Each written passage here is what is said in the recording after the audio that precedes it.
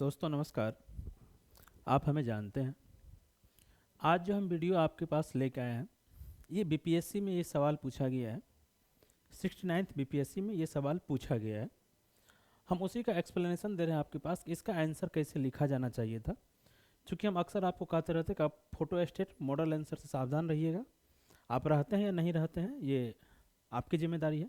मेरी जिम्मेदारी सिर्फ आपको जागरूक करना है। चलिए आइए हम क्वेश्चन पाते हैं। ये 69th बीपीएससी 69th बीपीएससी के मेंस का ये सवाल है। आप जानते हैं कि ये सवाल पॉलिटी सेक्शन से है। अगर सिलेबस आप देखे होंगे तो ये सवाल पॉलिटी सेक्शन से है और पॉलिटी जो है पेपर 2, ठीक है, ये पेपर 2 का फर्स्ट सेगमेंट होता है जिसको हम सेक्शन 1 कहते हैं। ये देखिए सेक्शन 2 है तो सेक्शन 2 में ज्योग्राफी आता है और इकोनॉमिक्स आता है। ये सेक्शन 1 का सवाल है। तो इस सवाल को हम आइए देखते हैं कि इस सवाल में क्या पूछा गया है और आपको आंसर क्या लिखना था। सवाल है कि देखिए सबसे पहले आप किसी भी सवाल को तोड़िए। अगर आप तोड़ना सीख गए, उस क्वेश्चन का मुख्य वर्ड क्या है अगर वो आप सीख गए तो कंटेंट आपके पास होता है, आप बेहतर आसानी से आंसर को लिख सकते हैं। तो तोड़ते हैं कि क्या कर स्थानीय शासन एवं उसकी कार्य पद्धति को, तो क्या आप एक ये बना सकते हैं कि स्थानीय शासन एवं उसकी कार्य पद्धति पहला सेगमेंट हो गया।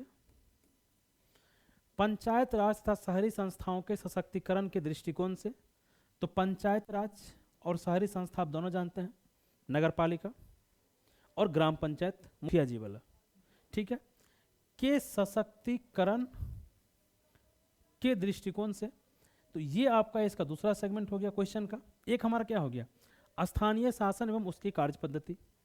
तो स्थानीय शासन में दोनों आया, पंचायती राज और शहरी संस्था।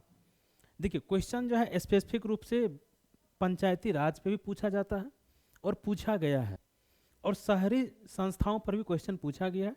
शहरी संस्था जो हमारे मेयर होते हैं, जो पार्षद चुने जाते हैं, वो हो गया हमारा शहरी से पटना नगर निगम है शहरी संस्था। तो ये क्वेश्चन आपको सेपरेट भी पूछ सकता है जो 8 नंबर में। अब यहाँ देखिए जो इन्होंने क्या बहुत शानदार किया, 38 नंबर का 19 और 19 नंबर डिवाइड कर दिया है। तो मतलब आपको शहरी संस्थाओं पे भी उतना ही लिखना पड़ेगा जितना कि आपको पंचायती राज पे लिखना पड़ेगा। ऐसा नहीं कि पंचायती राज के विषय में हम जानते हैं तो उस पर पूरा नॉलेज उड़ेल दिए और पता चला कि शहरी संस्था के बारे में बहुत कम हम लिख के चले आए, तो फिर आपको मार्क्स नहीं मिलेगा, कहीं ना कहीं आपको कम मार्क्स मिलेगा, ठीक है। तो उम्मीद करते हैं कि आप इस चीज़ को समझे होंगे। थोड़ा छोटा दिख रहा था, हाँ अब बड़ा कर दिए। तो 19 किया हुआ है। अब देखिए हो सकता, हम आपको क्या बताते हैं, अक्सर बताते रहते हैं क्वेश्चन को पहले तोड़िए। एक क्वेश्चन में कितना क्वेश्चन पूछा गया है, एक क्वेश्चन में 2 या 3 क्वेश्चन कई बार पूछा जाता है, और यहाँ पे आपको मार्क्स तोड़ के बता दिया है। हो सकता है इसी क्वेश्चन वो 3 क्वेश्चन बना दे और इस 19 की जगह इसको कर दे 10 + 15 और कुछ 13 कर दे, इस तरीका से ऐसा भी हो सकता है। तो बीपीएससी अगर 70 मेंस का आप तैयारी कर रहे हैं तो आप इन सब चीज़ों के लिए आप तैयार रहेंगे। क्या शेप लेगा, चलिए। तो पहला हमारा क्या था कि स्थानीय शासन एवं उसकी कार्य पद्धति, पहला ये हो गया। दूसरा हमारा हो गया कि पंचायत तथा शहरी संस्थाओं के सशक्तिकरण के दृष्टिकोण से, दूसरा सेगमेंट हो गया।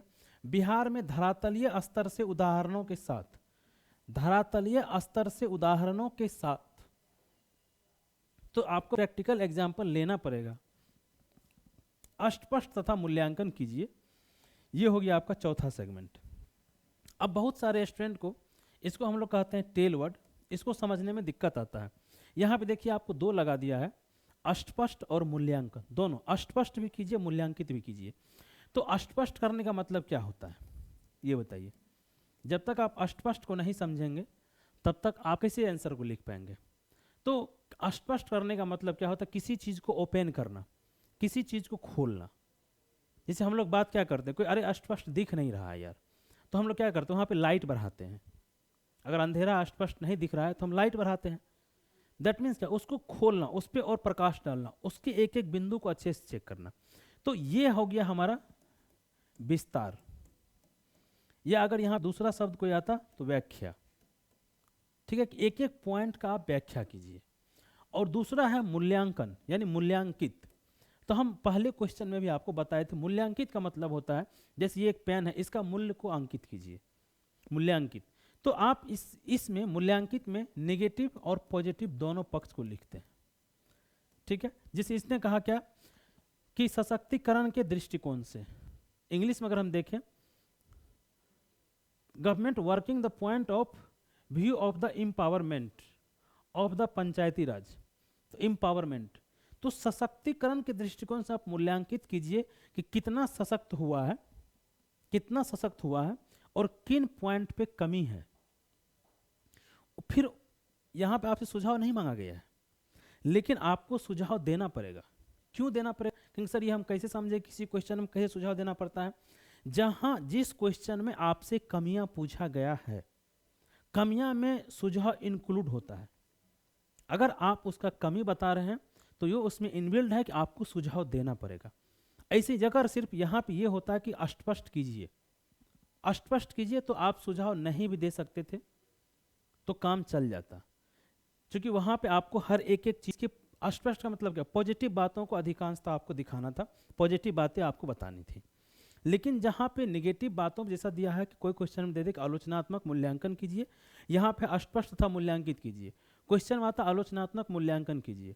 दैट मीन्स क्या हो गया कि आप वहाँ पे नेगेटिव बातों को लिख रहे हैं, तो जहाँ जिस क्वेश्चन में आप नेगेटिव बातों को लिख रहे हैं उसके समाधान के सुझाव आपको देना पड़ेगा, तभी आंसर परिपूर्ण माना जाएगा, नहीं तो कहीं ना कहीं आपके आंसर में कमी माना जाएगा। आप समझ गए उन दोनों का मतलब? तो इस क्वेश्चन को देखिए 4 सेक्शन में हमने तोड़ा। अब है कि भूमिका कहाँ शुरू करें, बॉडी में क्या लिखें और निष्कर्ष में क्या लिखें, ये एक चुनौती आता है। तो यहाँ पे देखिए क्वेश्चन किस चीज़ के बारे में पूछा गया है। अगर आप देखें, अगर एक होता है अम्ब्रेला, अगर हम लें तो एक अम्ब्रेला का हमारा डंडा हो गया, ये सारी उसकी कमची हो गई। तो आपको नहीं लग रहा है कि स्थानीय शासन एक ऐसा अम्ब्रेला है, इस क्वेश्चन में स्थानीय शासन एक ऐसा अम्ब्रेला है जिसके अंदर सारे के सारे शब्द समाये हुए हैं, ठीक है। स्थानीय शासन एक ऐसा अम्ब्रेला है जिसके अंदर सारे के सारे शब्द समाये हुए हैं कि नहीं है? बिल्कुल। तो यहां से आप भूमिका शुरू कर दीजिए। यही होता है भूमिका लिखने का तरीका, यही होता है कि जिसके अंदर सारे शब्द समाये होते हैं ना, भूमिका आप वहां से लिखिए, और जो शब्द समाये होते हैं उसको आप बॉडी में लिखिए, तभी आप एक आंसर को आप सही लिख पाएंगे। नहीं तो आपका कंटेंट उल्टा पुल्टा हो जाएगा। पता चलेगा कि बॉडी भूमिका में लिख दिया, भूमिका निष्कर्ष में लिख दिया, निष्कर्ष हम भूमिका में लिखने आ रहे हैं, ठीक है। तो ऐसे आप क्वेश्चन के साथ आइडेंटिफाई करेंगे। अगर आइडेंटिफाई करने में आपको दिक्कत होता है तो आप हमारे दिए गए नंबर पे हमसे संपर्क कर सकते हैं। मेंस आंसर राइटिंग में अगर कोई भी दिक्कत हो तो आप हमसे संपर्क कर सकते हैं। लेकिन हम फिर से बता रहे हैं, फर्जी मॉडल उत्तर से सावधान रहिएगा। फर्जी मॉडल उत्तर बहुत नुकसान किया है। ऐसे अगर आप सीख गए तो पहला आप यहाँ शुरू कर दिए, फिर है उसकी कार्य पद्धति। क्वेश्चन ही बता रहा आपको कि आगे क्या लिखना है, कहीं कोई दिमाग नहीं लगाना है। पहला आपने बता दिया कि स्थानीय शासन क्या है, दूसरा पैराग्राफ आपने बनाया इसकी कार्य पद्धति क्या है, तीसरा पैराग्राफ आपने बनाया कि वो सशक्तिकरण के दृष्टिकोण से कितना सशक्त हुआ है, हमने कुछ एग्जाम्पल उसका दे दिया, और कहाँ सशक्त नहीं हुआ है हमने कुछ एग्जाम्पल उसका दे दिया। और स्पष्ट कह रहा है कि बिहार में धरातलीय स्तर सुधार, तो धरातल पे जो हो रहा है उसका आप एग्जाम्पल दे दीजिए। एक होता है, देखिए दो होता है, एक होता है थियोरेटिकल पार्ट, एक होता है प्रैक्टिकल पार्ट। थियोरेटिकल पार्ट में हो सकता है आपको सभी चीज़ें अच्छी लगेंगी, जैसे सरकार कोई डाटा देता रहता है कि हमारे देश में इतनी ही बेरोजगारी है, हमारे यहाँ इतने % ही लोग गरीब है, ये है थ्योरी। लेकिन वहीं जब आप धरातलीय पूछ दिया है तो प्रैक्टिकल में क्या ये सच है? जो सरकार जो दावा कर रही है सशक्तिकरण का, तो क्या वो प्रैक्टिकल में सच? इसका मतलब यही हुआ। तो उम्मीद करते हैं कि आप क्वेश्चन को पूरी तरह समझ गए होंगे। और लास्ट तो बॉडी हो गया हमारा क्या, अगर हम यहाँ पे बॉडी का बने तो पहला हो गया हमारा कार्य पद्धति, दूसरा हो गया सशक्तिकरण, तीसरा हो गया उदाहरण। तो अब कहेंगे सर यहाँ तो 19-19 दिया है, तो फिर 19-19 कैसे लिखेंगे? 19-19 ऐसे लिखना पड़ेगा कि पंचायती राज का आपको थोड़ा सा अलग लिखना पड़ेगा और शहरी संस्थाओं का अलग लिखना पड़ेगा। क्यों? आप कहेंगे ये कैसे पकड़े? इसलिए कि वहाँ एक तो 19-19 किया हुआ है, और दूसरी बात दोनों की कार्य पद्धति थोड़ी थोड़ी अलग अलग है। जो हमारे पंचायती राज है, जो हमारे ग्रामीण स्तर का होता है, जिस पे मुखिया जी काम करते हैं, उसकी कार्य पद्धति थोड़ी अलग है, समझ रहे हैं? और जो शहरी संस्था है जिस पे मेयर काम करते हैं, जिसमें पार्षद होता है, उनकी कार्य पद्धति थोड़ी अलग है। दोनों की कार्य पद्धति अलग अलग है, थोड़ा सा डिफरेंस है, कुछ चीज़ें कॉमन है लेकिन कुछ चीज़ें अलग है, इसीलिए आपको दोनों का अलग अलग लिखना पड़ेगा। आप भूमिका में लिख दिया स्थानीय स्वशासन, तो स्थानीय स्वशासन का जिक्र हमारे भारत के संविधान में कहाँ किया गया आप वो लिख सकते हैं कि भाग 9 में आर्टिकल 243 के अंतर्गत, या भारत के मूल संविधान, आपको जहाँ से भूमिका शुरू करना है वहाँ से आप शुरू कर सकते हैं कि भारत के मूल संविधान में भाग 4 के DPSP राज्य के नीति निषेध तत्व के अंतर्गत आर्टिकल 40 में पंचायती राज यानी स्थानीय स्वशासन की व्यवस्था किया गया था या का प्रावधान किया गया है। 73 में 74 में संविधान संशोधन के द्वारा 1992-93 इसे संवैधानिक दर्जा दिया गया।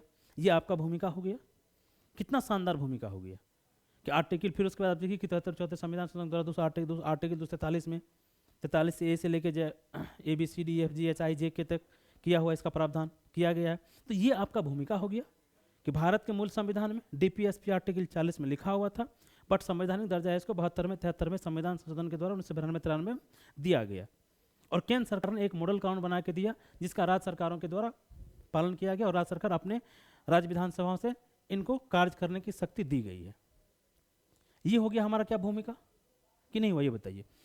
अब जो हमारा, जब आपको 243 ABCDEF अगर याद हो तो आर्टिकल 243 की अगर हम बात करें, आर्टिकल 243 के G में स्पष्ट लिखा है कि ये क्या काम करता है। अगर आप आर्टिकल 243G को पढ़ेंगे तो उसमें ये बात लिखा हुआ है कि इनकी शक्तियां, प्राधिकार और उत्तरदायित्व। तो शक्तियां, प्राधिकार, उत्तरदायित्व का मतलब क्या होगा, आपको जो शक्ति दी जाएगी आप वही काम करेंगे ना। उत्तरदायित्व क्या मतलब कि आपकी जिम्मेदारी है ये काम करना, तो जो शक्ति दी गई वही काम करेंगे।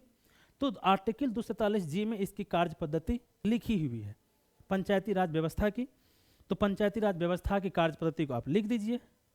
इसी तरीका से अगले A to Z अगले आर्टिकल में शहरी संस्थाओं का कार्य पद्धति का जिक्र किया गया है, आप वहां पे लिख देंगे। जो शहरी संस्था कार्य पद्धति है आप उसको वहां पे लिख देंगे।